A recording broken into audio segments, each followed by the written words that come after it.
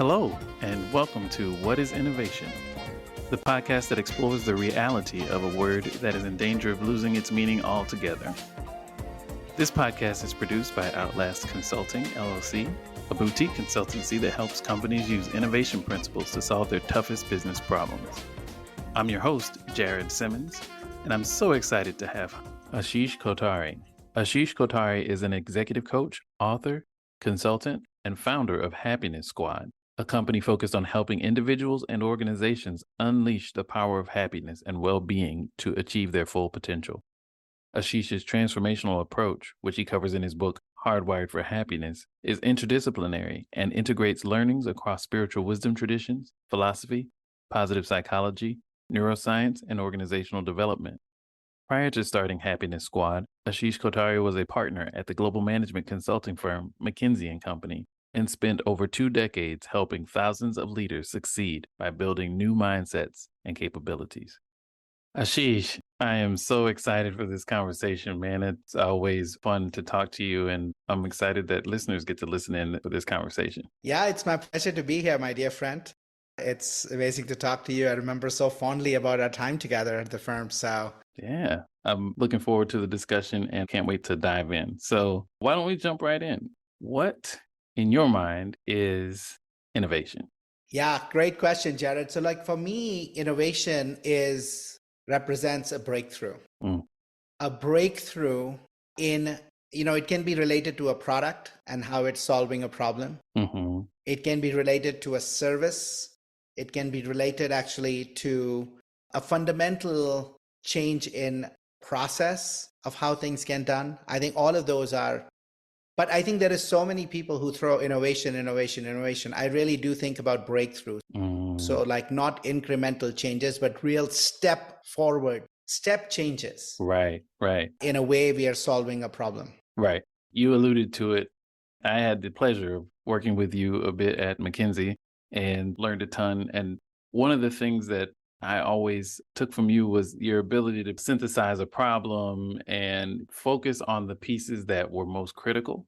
And as you broke down your definition of innovation being a breakthrough in product processes and services, what do you see as some of the critical elements of innovation? And, when you're engaging with clients, what are some of the critical pieces, whether it's from a process standpoint or what is the nugget that you kind of focus on when you're trying to help clients with innovation work? So if I think about, all the work I did, right, while I was at the firm, I think the most innovative things come from actually taking things from 2-3 very different disciplines and actually putting it together. Right. So if we stay within our space, there is only so much that you can get to. Right. I'll give you an example. Even if we are thinking about all the stuff that's happening in the world of data analytics and big data and machine learning. Right. If you looked at what is becoming possible even through voice recognition and speech synthesis, and being able to take that, for example, and then tying it to the timeless, forever around processes like claims management or claims processing or underwriting. Yes. You can have teams continuously trying to figure out new, better ways, slightly incremental ways, or you put them together and all of a sudden amazing breakthroughs happen. To me, that is where innovation comes from. Or I think about swimming. We can keep innovating when we're looking at fibers and we're looking at, all the pieces around that. But for example, looking at how do sharks swim and what is in their skin and in their structure and how can we actually replicate those natural structures into fabrics in products. Right. So that's an example of a product innovation, right? Right. And in our own client service, right? If we think about, the ways we serve clients, in fact, we'll get into this. But one of the ways I'm thinking about innovating around this work I want to do around Happiness Squad, it's, is similar. Yes. When people think about driving change in organizations, the historical model, Jared, even when you and I worked, at the firm, you need people, I need teams.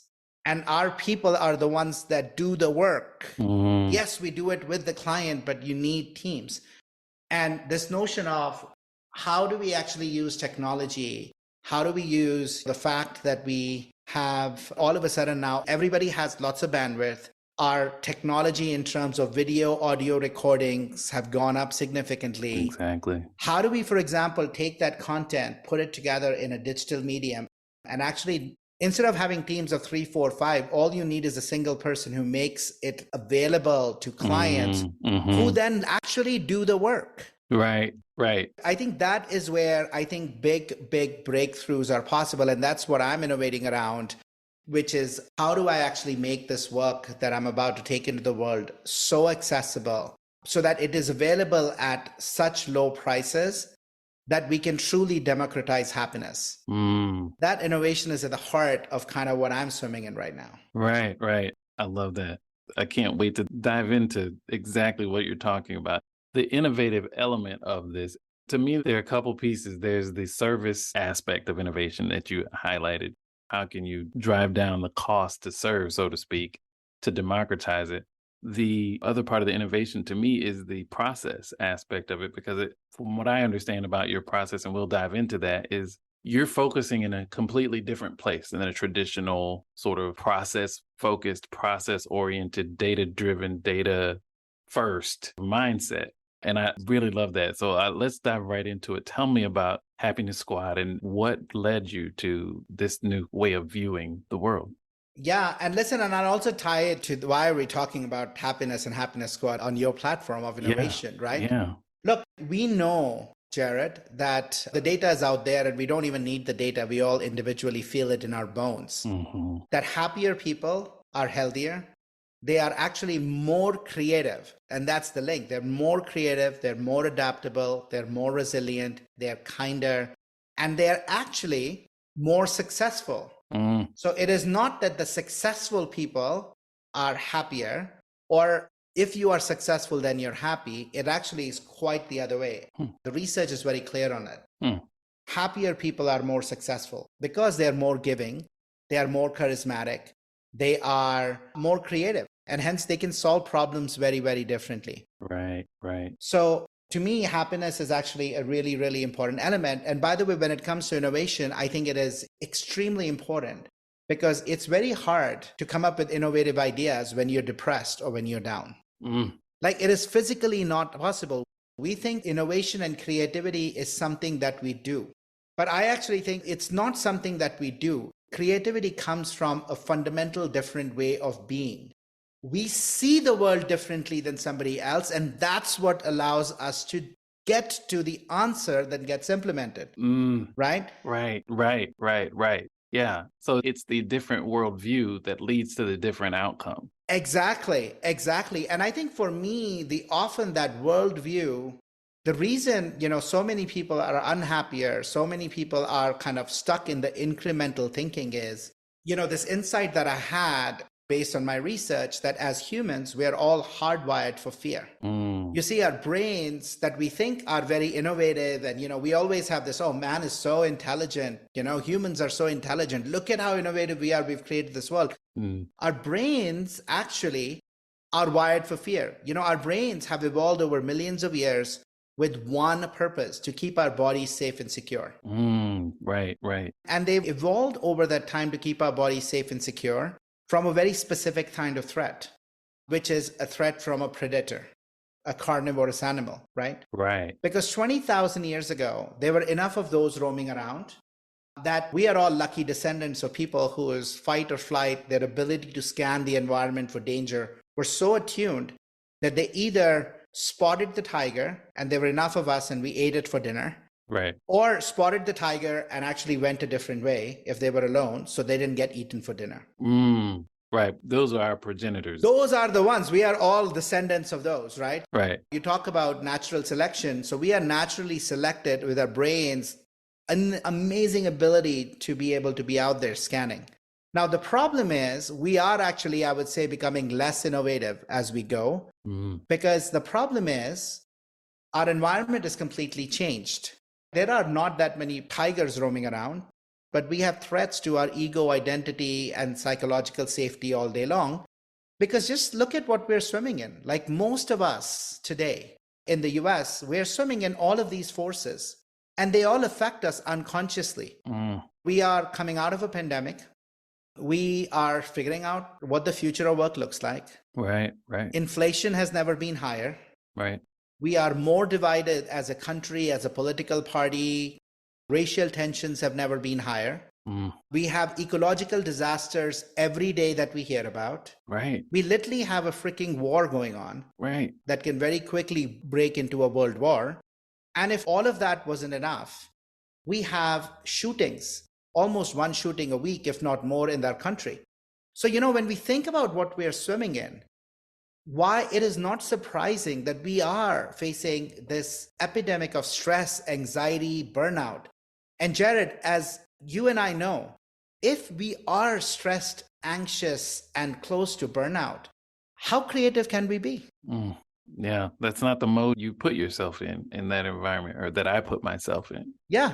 I'm not thinking about creativity. I'm thinking about survival. Survival. Yeah. Exactly. We're thinking incremental, and then we're like, we have no space and we're just constantly running around. Mm. And I think that's why I think for me, innovation, what we need to innovate is not how to get people to be more innovative in terms of the ideas they come with, but we need to actually help people fundamentally learn how to hardwire themselves for happiness versus hardwire themselves for fear.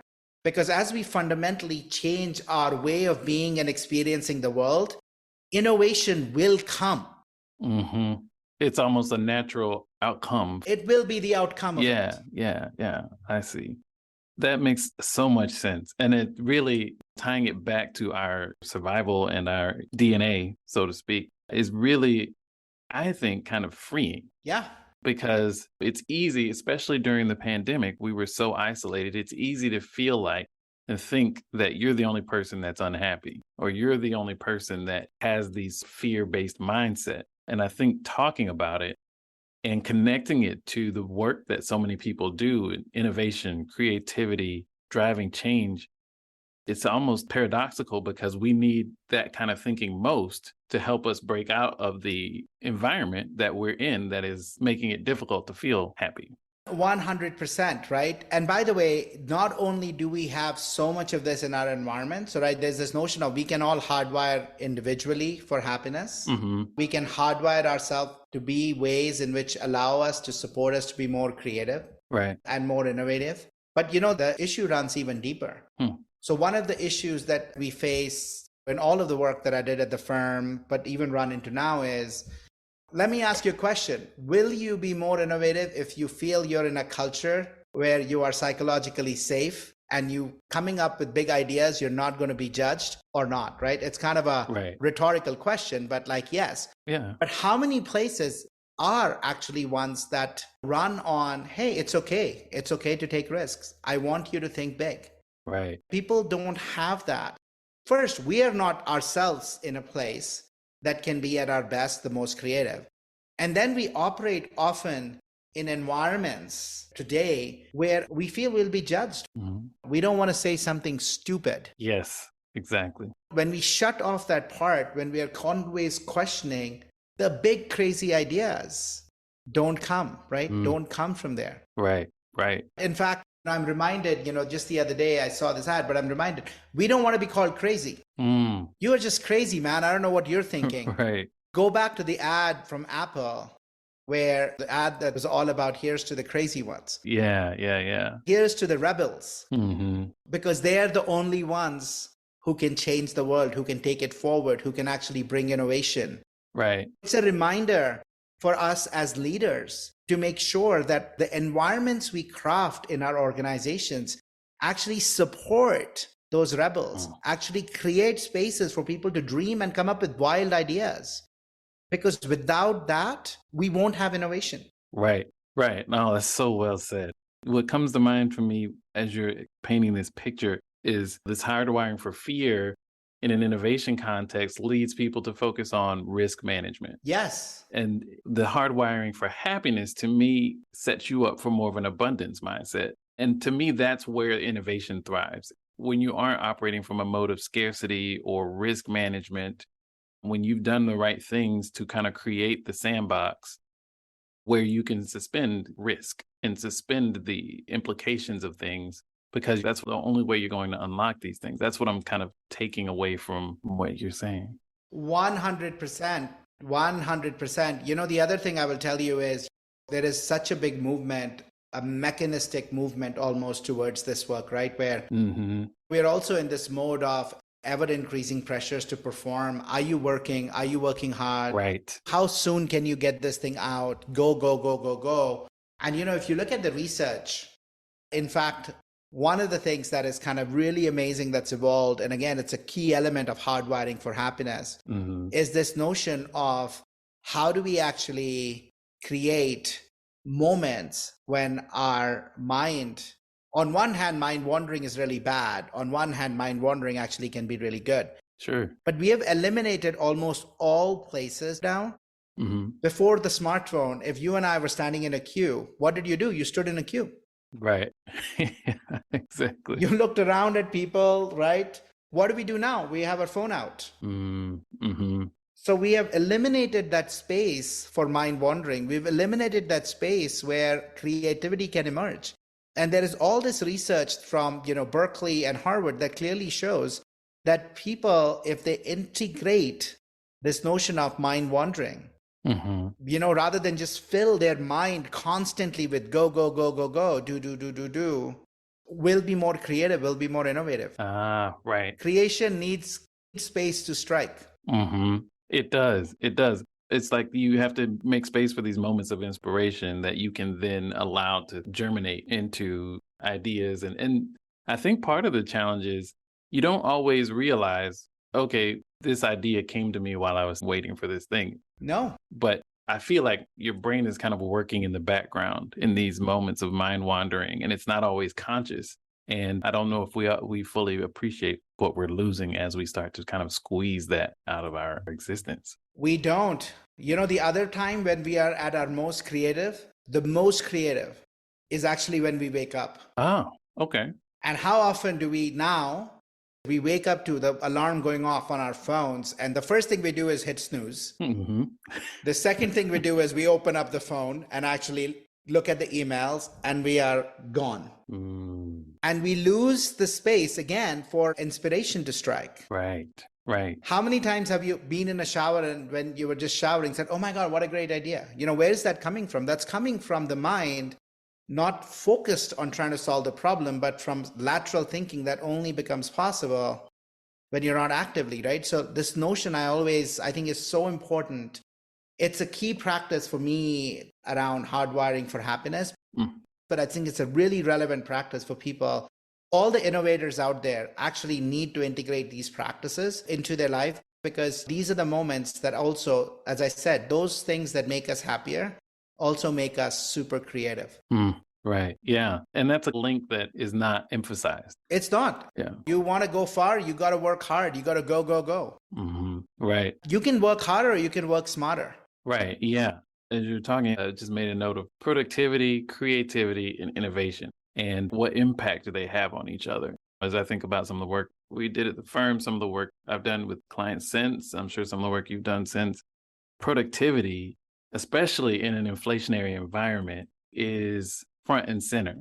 And the challenge, I think, is how does that sit with creativity and innovation? And what does that do to productivity in the long term in a technical organization? Oh, no, absolutely. Right. So I'll tell you, like, one of the things I get really excited about, and I love this, as you and I know through the conversations we were having, I was researching, and this book that just comes out now on October 11th, right? It's all around hardwiring for happiness.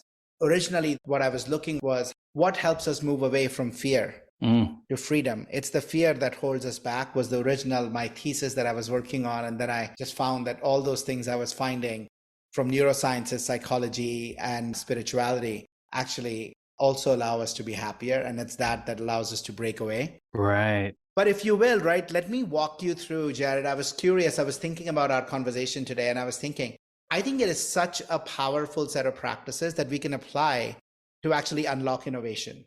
So if you will, let's play with that for a bit. Let's do it. Yeah. So at the heart of these practices, the 9 practices, is the practice of self-awareness. Right. At the center. Yeah. Heart of it is self-awareness. And a big part of self-awareness is how we make sense of the world, because we all see the world differently based on our beliefs, based on what we have feeling in our body. Are we exhausted? Are we tired? Are we at our best?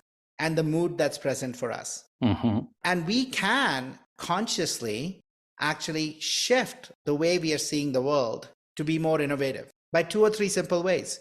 We can take stances of, for example, keeping our arms closed, or actually really opening ourselves up, looking into the horizon. Like somatically, we can get into states that are more innovative. Right. And that's literal. Literally opening your posture. Yes.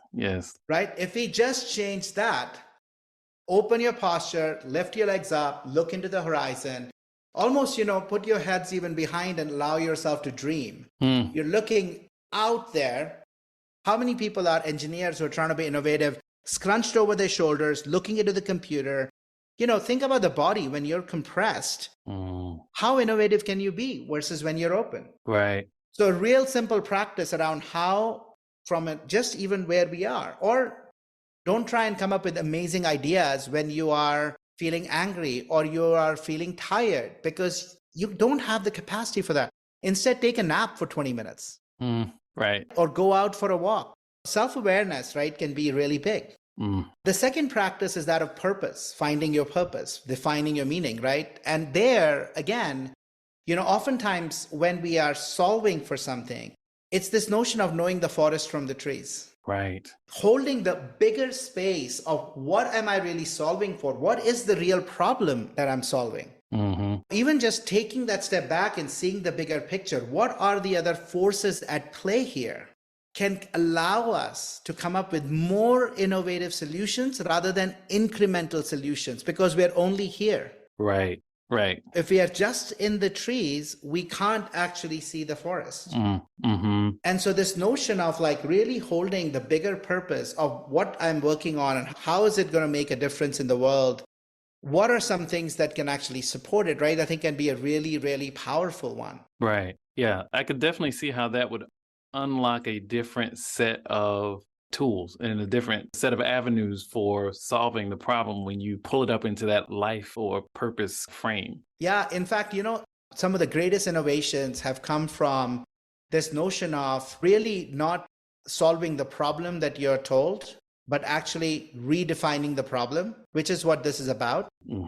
Is basically saying, what's the job that needs to be done? Right. And how can my solution that I'm creating allow somebody to do that job better?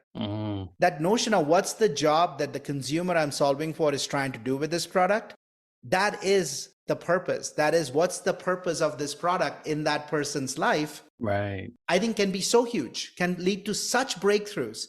Stop thinking from me out, start thinking from them in, from the consumer in. Right. Really, really huge. The other one of these 9 practices that I think can be so powerful is community. Community is at the heart, for example, of networks like Innocentive and others. Right. Like crowdsourcing.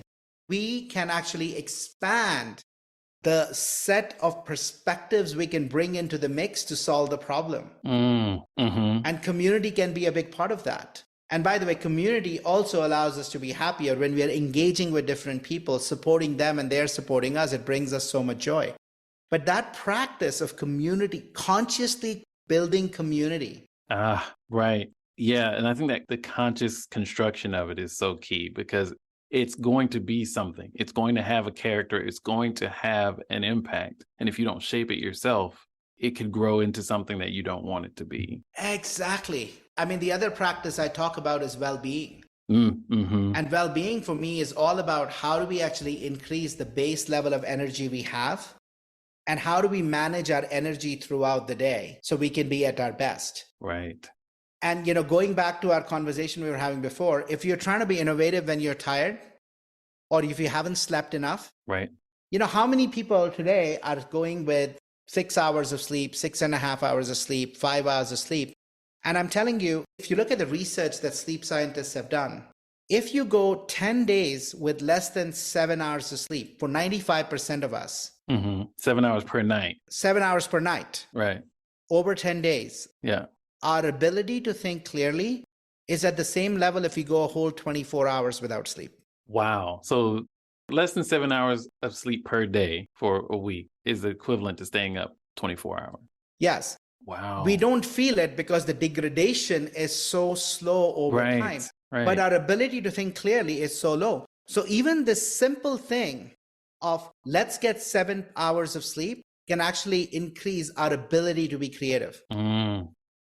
That's interesting because I noticed that when I go on vacation, take a vacation or whatever, by day 2 or day 3, I'm excited and ready to get back to work because all of a sudden everything feels simpler and clearer and easier. And that's probably part of it, is getting more restful sleep. 100%.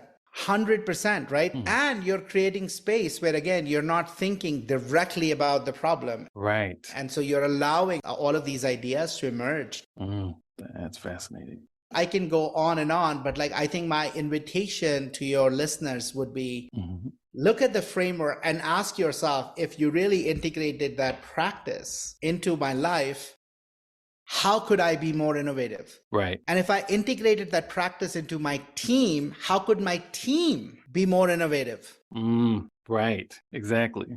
And then by extension, the culture. By extension, the culture. Exactly. Yeah. And that's what I meant when I started this podcast, our conversation before, which is a lot of the advice out there is, use design thinking. Here's what you should do. Here's what you should, My big thing is all the doing comes from a base state of being. So I would say work on your state of being. And if we work on that, we will be way more creative than just trying to implement a bunch of things in the outer world. Right. That's so well said. And it inverts the traditional kind of approach to organizational problem solving. We normally lead with process. We normally lead with how. Yes. And what you're saying is, let's lead with the core and what's going on with the individuals, not the bigger process and construct that they are part of. 100%. Interesting. I think if we want people to come up with innovative solutions, we have to fundamentally help them change the way they see the world. Like Einstein said this beautifully, we cannot solve problems with the same level of thinking that created the problem. We have to actually elevate our level of thinking and our layer of being and our ability to actually deal with complexity, to come up with innovative solutions. Right. Oh, that makes a lot of sense. And this work for me is all about upgrading what I would call our operating system to the next level. Yeah, that's exactly where I was headed. It's still so structured and so tactical. It's just structure aimed at an individual and not aimed at this broader process or broader organizational structure. Not at all. Yeah. Not at all. Yeah. And that's what I really love about it, because it still has the elegance of a very effective process and a very effective framework, but it's about you. It's about me. It's about the people that we work with. Exactly. There's so many conversations that I've had in the past with people who are saying, we do agile. And I'm like, well, you can't do agile if you're not agile to begin with.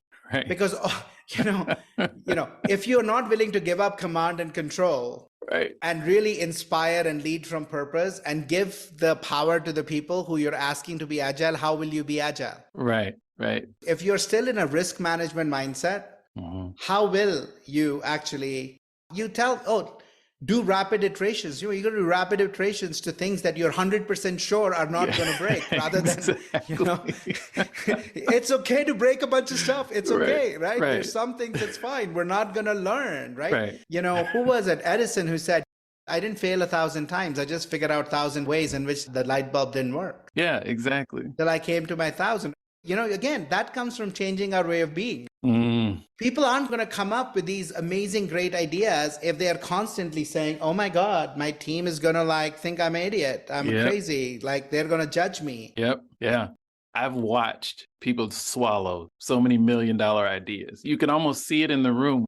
We've done these sessions, workshops and things, and there's always a dynamic that emerges. There are people who are allowed to talk at a certain time, people who aren't, people who know who's going to get to speak first and all those things. And facilitators work against that to try to balance it. But you can almost see when someone has an idea, has a thought, and then decides that they can't share it. Yes. And if we see it happen in workshops and things where it's facilitated, how many times does that probably happen in a meeting or when someone feels that culture weighing on them to the point where they don't feel safe to offer up that? Yeah, exactly. And frankly, even you build on that, Jared. And then there's so many of us, who frankly also walk around with these stories of fixed mindsets and views of who we are.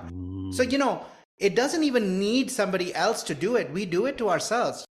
So true. So true. I was told growing up, I'm not creative. Right. So the next time somebody is doing a brainstorming session, am I going to put up my hand and give my idea? No, I've learned from childhood. Everybody's told me I'm not creative. It's bullshit. No, everybody can be creative. Yeah. It's about, are you willing to, it's all the core of Carol Dweck's work. Right. Growth versus fixed is a mindset. We can actually learn to grow. We can be anything we want. So I think in this work, we almost have to kind of, as much about making sense of the world, we have to make sense of ourselves and what are we willing to actually give up? Wow. How can we be in a growth mind? We want to be creative. We want to be innovative. Innovation comes fundamentally from change. And so we have to at least accept that we can change too. Wow, that is so good. And it speaks directly to my lived experience, some of the things I've seen and heard from clients. It's really humanistic, the way you've outlined innovation and happiness and fear and this risk mindset versus abundance mindset and all of the things that come along with that. It's been a great conversation kind of unpacking this. I want to make sure that before we part, I want to make sure I give you a chance to offer some advice to innovators out there. Yeah, I would say 3 big things for people to consider. Look, I hold the same. Number 1 is be selfish. Our culture is all about selflessness. I'm saying be selfish. Be selfish because to make sure that your cup is full, that you are well rested, you're refreshed. Because if you don't have enough, you can't pour from an empty cup. Right. So if you want to be innovative, take care of yourself, take care of your energy, be selfish because your nature of being, right? Whether you are where you are energetically is going to determine how innovative you are. So do less, don't do more, okay? I think the second is, I think it's extremely critical for us to build in periods where we allow ourselves to do nothing. Create that space where we are not actively working the problem, but we're creating space for inspiration to strike, for our minds to wander and come up. We are living in such busy lives. Everybody has back-to-back meetings till we run exhausted. And then we wonder why innovation is dead. Right. There is no space. There is no space. It's a little bit like starting a fire when you stuff a stove with wood. If you don't leave air, fire can't go. Right. And so we got to stop. We got to take all that out. We need space for innovation to strike. So my second advice is, look, I will even make it very specific, okay? And only for the sake of being provocative. Right. Make sure 30% of your calendar is empty every day. 30%. Yeah, that is provocative. If you want people to say, if you really feel like, oh my God, what will people think? Literally put a block and say it's innovating. I love that. That is fantastic. Right? If you really want to be innovative, make the space. 30%, I'm innovating. So I think that's the second big thing, right? Which I would say. One is make sure you are at your best physically, mentally, spiritually, you're well rested, you actually have enough. The second thing is actually create the space. Make sure at least 30% of your calendar, especially for innovators, right? People who we are counting on to change the world, drive innovation, not incremental. If you're a process engineer driving incremental changes, maybe you don't need 30%. Even there, I think you do, but fine, I get it, like you say. But if you really are expected to be innovative, make the space. I think that's the second big thing that I would say. Truly be innovative. And I think the third big thing that I would say is just increase your level of self-awareness about the beliefs about yourselves and the world and the problem we are solving. And what is that enabling and what is holding that back? And the only way we can actually do that is through dialogues with others to collect as many different perspectives about what's going on, what's about ourselves. Right. So like really hone that practice of self-awareness. Because innovations come when somebody looks at the problem that everybody else looked at it one way, and they look at it from a different angle and then say, wait, whoa. We all think the answer is here. The problem is not even this problem. The problem is this. Right. Hence the answer is this. Right. It requires an ability to step back, but to step back, you have to first become aware of what are you stepping back from. That's great. That is fantastic. Be selfish, build in periods of time for innovating, and practice self-awareness. Yes. I love it. Those are great. That's fantastic. Ashish, this has been, as always, educational and inspirational, and I'm so excited to have you as a friend and a hopefully future collaborator. And I really thank you genuinely for taking the time to chat with us today. Yeah, my pleasure, Jared. It's absolutely a pleasure. And, for your listeners, if they want to learn and really learn more about these practices and how they integrate, they can go to happinessquad.com. They can follow me on Instagram. I post daily videos, 60 to 90 seconds. Yeah, get a hand on the book. It should come out October 11th. And I promise you, I think as people take and start to integrate these practices into their lives, they will be more creative, they will be more innovative, but even more importantly, man, they will be happier. Yeah. And that will result, which is also a wonderful thing, because by being happier, it feeds. They will allow themselves to be more creative, innovative, more giving. Thank you so much. This conversation has made me happier. Ashish Kothari, Innovation is a Breakthrough. His book, October 11th, Hardwired for Happiness. So excited. Can't wait. Thank you again for your time. My pleasure. Take care, buddy. All right. Take care.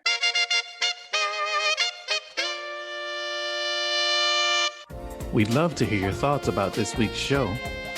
You can drop us a line on Twitter at OutlastLLC, OUTLAST LLC, or follow us on LinkedIn where we're Outlast Consulting.